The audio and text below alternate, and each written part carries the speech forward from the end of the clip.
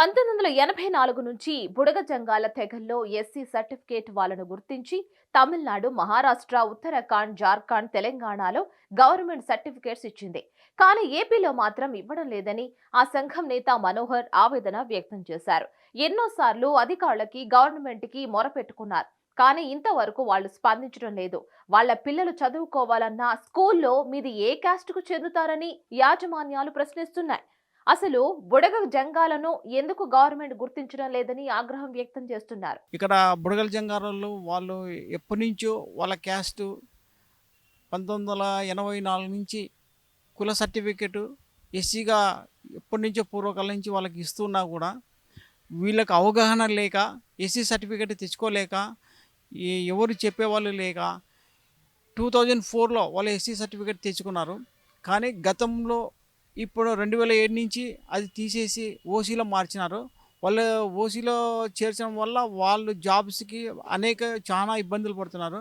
ఇప్పటికే కర్ణాటక, తమిళనాడు, మధ్యప్రదేశ్, చండీగఢ్ తర్వాత పరిపరి విధాలుగా వాళ్ళకి ఎస్సీ క్యాస్ట్ సర్టిఫికేట్ని ఇస్తున్నారు. కానీ ఓన్లీ మన ఏపీలోనే మాత్రమే ఓసీగా వీళ్ళని గుర్తించి వాళ్ళకి ఓసీ సర్టిఫికేట్ ఇచ్చి ఎందుకు పనికి రాకుండా వాళ్ళ బాధలు ఈ బుడగ జంగాలకు కూడా 2 ఉండడం వల్ల దానికి ఏమంటే వీళ్ళు పిల్లులు, ఎలకలు వీళ్ళు తినేవాళ్ళు, వాళ్ళు తినుకున్న వాళ్ళని చెప్పి వీళ్ళ క్యాస్ట్ వాళ్ళకే అధికారులకు కన్ఫ్యూజ్ అయ్యి వాళ్ళు ఈ కన్ఫ్యూజ్తో వాళ్ళకి ఎస్సీగా ఇవ్వకుండా దాన్ని ఆఫ్ చేశారు.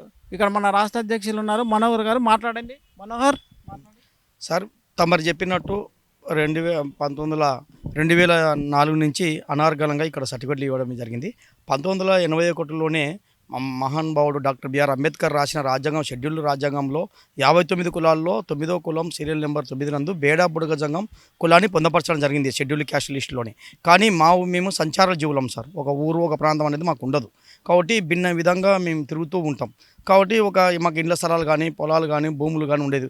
ఈ ఊరిలో ఒక 10 రోజులు, ఇంకో ఊరిలో ఒక 10 రోజులు, అట్లా ఎక్కడైతే వాళ్ళ కాలం అనుగుణంగా మాకు జీవనోపాధం జరిగేదో మా పెద్దలకు అక్కడ స్థిరంగా ఉండేవాళ్ళు. ఆ గ్రామాల్లో అంటు పెట్టుకుని ఒక 10 రోజులు, 15 రోజులు. దానివల్ల జనన మరణ నమోదై ఉండేది కాదు. గ్రామాలలో ఒక ఊరు, ఒక ప్రాంతం అనేది మాకు స్థిరంగా ఉండేది కాదు.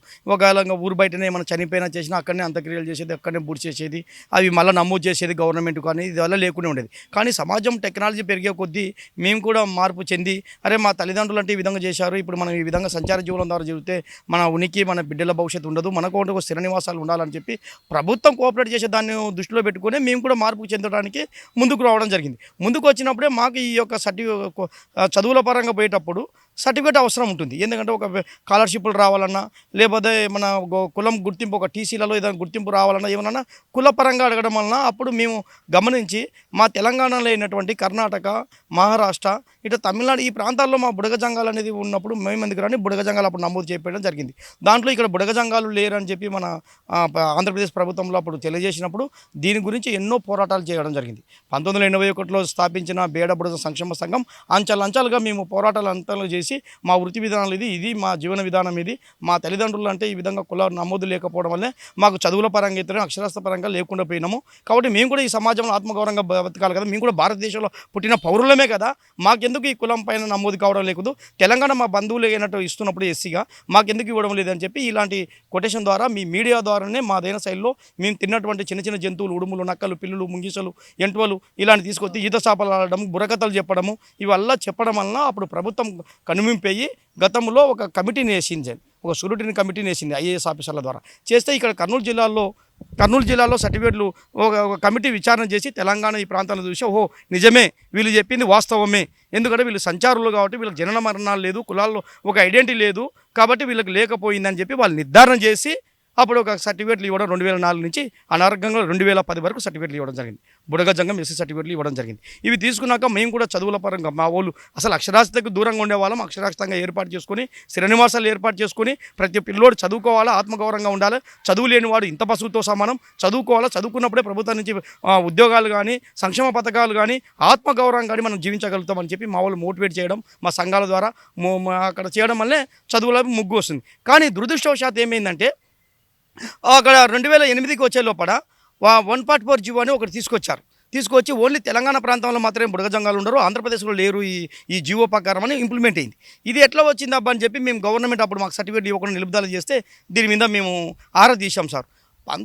అప్పుడు తీస్తే 1983లో అప్పుడు ఉన్నటువంటి క్రిస్టియన్స్లు ఎన్టీ రామారావు ముఖ్యమంత్రిగా ఉన్నప్పుడు అక్కడ ఊరి జంగమూలు అనేవాళ్ళు, అంటే లింగాయతులు అనే ఊరి జంగమూలు ఇక్కడ విశాఖపట్నం ఎత్తునేమి, నెల్లూరు ఎత్తునేమి, శ్రీకాకుళం ఎత్తునేమి, విజయనగరం ఎత్తునేమి ఈ ప్రాంతాల్లో కొంత బుడగ జంగాలు అనే వాళ్ళు బేడ జంగం అనే సర్టిఫికేట్ తీసుకొని వాళ్ళు ఐఏఎస్లకు దానిలకు ఉన్నత స్థాయికి పోతున్నారని తెలిసి మా సోదరులైనటువంటి అప్పుడు ముఖ్యమంత్రి ఉన్నటువంటి గౌరవ ఎన్టీ రామారావు గారికి నివేదిక ఇవ్వడం వల్ల ఆయన ఎలాంటి విచారణ చేపట్టకుండా అప్పుడు ఉన్న ప్రభుత్వం తక్షణమే క్యాబినెట్లో అప్రూవల్ చేసి అవి ఇక్కడ లేరు కదా అని చెప్పి అందులో ఆ కోణంలో ఆయన సినీ ఫిలింలో ఉన్నాడు కాబట్టి ఎన్టీ రామారావు ఈ కులం కొంచెం అప్పర్ క్యాస్ట్ కదా ఎట్లా వస్తుంది ఎస్సీలకి ఇట్లా సోదరులు చెప్పేది నిజమే కదా అని చెప్పినట్టు ఒక తీర్మానం చేసి నివేదిక పోయినట్టు మాకు తెలిసింది. ఇది నాకు ఎట్లా తెలిసిందంటే నేను బేడ బుడగజం కుల ఆత్మగౌరవ పోరాట పుస్తకం అని ఒక బుక్ రాసేటప్పుడు నేను ఢిల్లీ నుంచి సమాచారం సేకరించినప్పుడు ఇది తెలిసింది.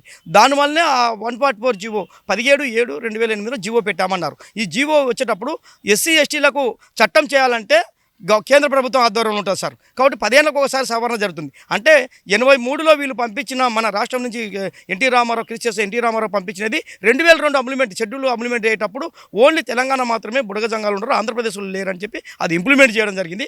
దాన్ని ఇంప్లిమెంట్ చేసి కూడా చట్టం కాకపోతే ఇక్కడ సర్టిఫికేట్లు ఇస్తుంటే మా సోదరులు లేనటువంటి కొందరు ఎట్లా ఇస్తారు ఈ బుడగ జంగాలు ఇక్కడ లేరు కదా, ఈ యొక్క చట్టం ప్రకారము ఈ 2002 అమెండ్మెంట్ చట్టం పట్టు షెడ్యూల్ అమెండ్మెంట్ చట్టం ప్రకారం వీళ్ళు తొలగించాలని చెప్పి వాళ్ళు రెఫర్ చేయడం వల్ల అప్పుడు 144 జీవో పెట్టారు.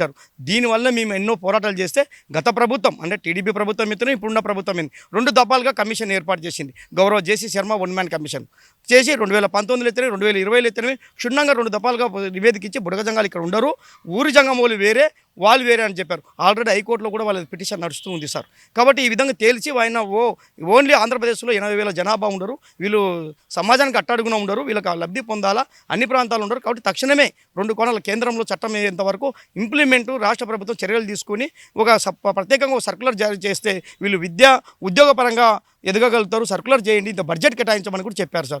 దాన్ని ఇప్పుడున్న ప్రభుత్వం అప్పుడున్న ప్రభుత్వం కూడా అది చేయకుండా కేంద్రానికి 2 దఫాలుగా నివేదిక పంపించడం జరిగింది. ఆ నివేదిక ఇప్పటికైనా తక్షణమే ఇప్పుడు కేంద్ర ప్రభుత్వం చొరవ తీసుకుని మాకు న్యాయం చేస్తే మేము కూడా సంచారం అట్టడుగున ఉండడం వల్ల భిక్షాటం చేసి మూఢనమ్మకాలతో వింతాచారాలతో దుర్మార్గంగా ఇంకా నేటి వరకు కూడా సమాజంలో ఆత్మగౌరవంగా జీవించాలని మా కులము.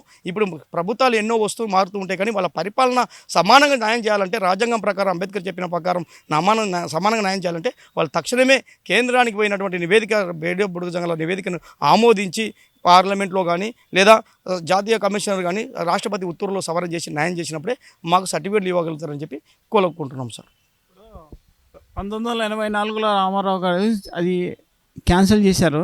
ఆ రోజు నుంచి మీరు ఈ రోజు వరకు ఏమన్నా ధర్నాలు కానీ నిరీక్షణలు కానీ ఏమన్నా చేశారా? తర్వాత ఇప్పుడు మీ బుడగ జంగాలలో ఎవరైనా జాబ్ చేసేవాళ్ళు ఐ క్యాడర్లో ఎవరైనా ఉన్నారా? స్వతంత్రం నుండి ఇప్పటి వరకు కూడా హై క్యాడర్లో కీ పోస్ట్లో ఎవరూ లేరు సార్.